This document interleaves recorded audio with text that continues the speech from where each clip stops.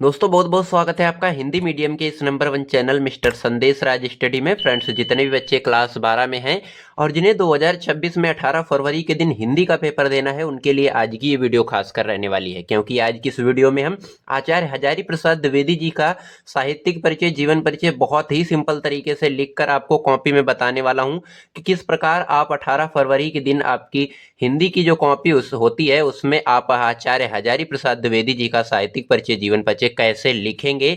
तो एग्जामिनर आपको पूरा का पूरा 5 नंबर यहाँ पे देने वाला है। किस प्रकार से आपको हेडिंग डालना है, किस प्रकार से संक्षिप्त परिचय लिखना है, जीवन परिचय कैसे हेडिंग लगाना है, कितने पेन का यूज करना है, कौन सी हेडिंग कहाँ पे लगाना है और कौन से पॉइंट को ब्लैक से लिखना है, कौन से पॉइंट को ब्लू से लिखना है, ये सब बातें जो है आज की इस वीडियो में मैं आपसे जो है डिस्कस करने वाला हूँ।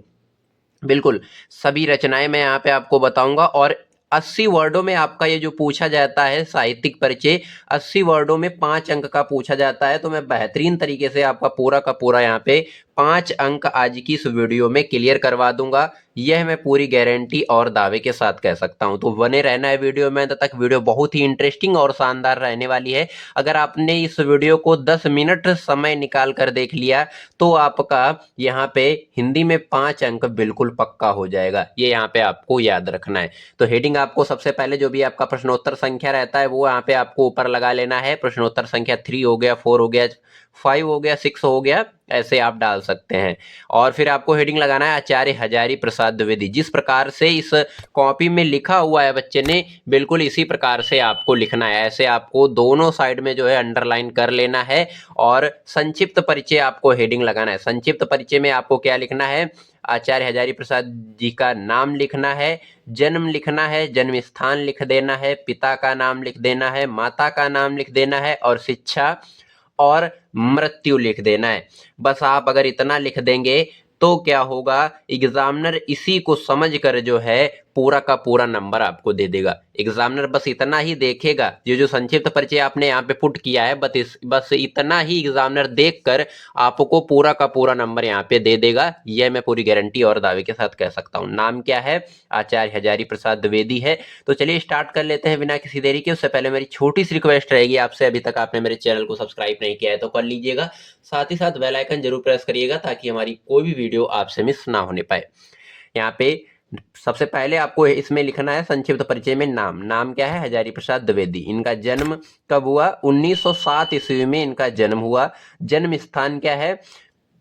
जन्म स्थान क्या है इनके? तो आपको यहाँ पे याद रखना है बलिया जिले के दूबे का छपरा नामक ग्राम में। बलिया जिले के दूबे का छपरा नामक ग्राम में क्या हुआ? इनका जन्म हुआ। और इनके पिता का नाम, फादर का यानी कि नेम क्या है? तो यहाँ पे आपको याद रखना है श्री अनमोल द्विवेदी। श्री अनमोल द्विवेदी जो है इनके पिता का नाम है और माता का नाम है श्रीमती ज्योतिषमती। श्रीमती ज्योतिषमती जो है इनकी माता का नाम है। और इनकी जो शिक्षा है इन्होंने काशी से जो है की है, आपको याद रखना है। ये साथ ही में इनकी अगर मृत्यु हम देखेंगे तो 19 मई 1979 में इनकी मृत्यु हुई। आपको याद रखना है। बेहतरीन तरीके से अगर आप इतना संक्षिप्त परिचय जो है बनाकर लिखेंगे, गुरुजी पूरा का पूरा नंबर आपको मिलेगा। यह मैं पूरी गारंटी और दावे के साथ कह सकता हूँ। इसी के साथ में आपको आगे हेडिंग लगाना है जीवन परिचय। आगे आपको हेडिंग लगाना है जीवन परिचय। बहुत ही बेहतरीन तरीके से आप लिखेंगे तो आपको पूरा का पूरा नंबर यहाँ पे मिल जाएगा। हेडिंग आपको लगाना है जीवन परिचय और ये खासकर जो है 12th वाले बच्चों के लिए है। 12th के बच्चे अगर आप ऐसे लिखेंगे तो आपको पूरा का पूरा 5 अंक यहाँ पे मिल जाएगा। हेडिंग आपको लगाना है जीवन परिचय। अंडरलाइन आपको बेहतरीन तरीके से बिल्कुल ऐसे ही करना है। लिखना है हिंदी के श्रेष्ठ निबंधकार आचार्य हजारी प्रसाद द्विवेदी का जो जन्म है 1907 ईस्वी में। कहाँ हुआ? 1907 ईस्वी में। कहाँ हुआ बेटा? तो बलिया जिले के दूबे का छपरा नामक ग्राम में। हिंदी के श्रेष्ठ निबंधकार आचार्य हजारी प्रसाद द्विवेदी का जन्म सन 1907 ईस्वी में बलिया जिले के दूबे का छपरा नामक ग्राम में हुआ था। इनके पिता श्री अनमोल द्विवेदी ज्योतिष और संस्कृत के प्रकांड विद्वान थे।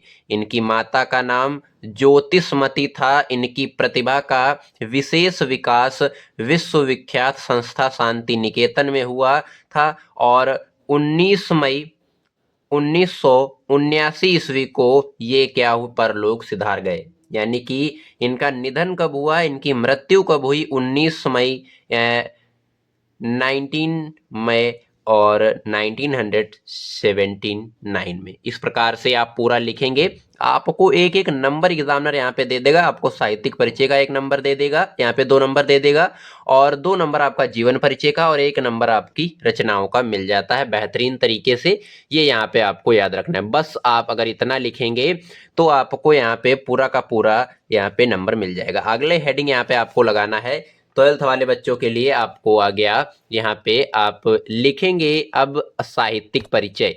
साहित्यिक परिचय के बाद में आप रचनाएं भी पुट करेंगे। ये यहाँ पे आपको याद रखना है, लिखना है। सबसे पहले आप देख लीजिएगा, हेडिंग आपको लगाना है साहित्यिक परिचय। साहित्यिक परिचय आप कैसे लिखेंगे, हेडिंग आपको लगाना है साहित्यिक परिचय, अंडरलाइन बेहतरीन तरीके से, बिल्कुल इसी प्रकार से आप करेंगे तभी जो है पूरा अच्छी तरीके से क्लियर दिखाई पड़ेगा।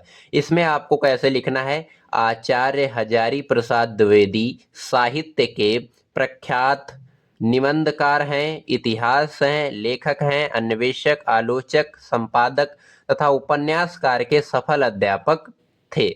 जो आचार्य हजारी प्रसाद द्विवेदी हैं, ये निबंधकार हैं, इतिहासकार हैं, लेखक हैं, अन्वेषक हैं, आलोचक हैं, संपादक हैं तथा उपन्यासकार के भी सफल अध्यापक रहे हैं। इस प्रकार से आपको लिखना है।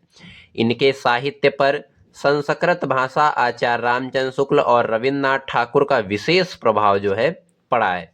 इनके साहित्य पर, इनकी साहित्य संस्कृत भाषा पर किसका प्रभाव पड़ा है, आचार्य रामचंद्र शुक्ल और रविन्द्रनाथ ठाकुर का, 2 व्यक्तियों का जो है बहुत ही विशेष एंड गहरा जो है प्रभाव पड़ा है। आपको आगे लिखना है कि द्विवेदी जी निबंधकार के रूप में निबंध लिखकर भारतीय संस्कृति को रक्षा प्रदान करते हैं। ये यहाँ पे आपको लिखना है।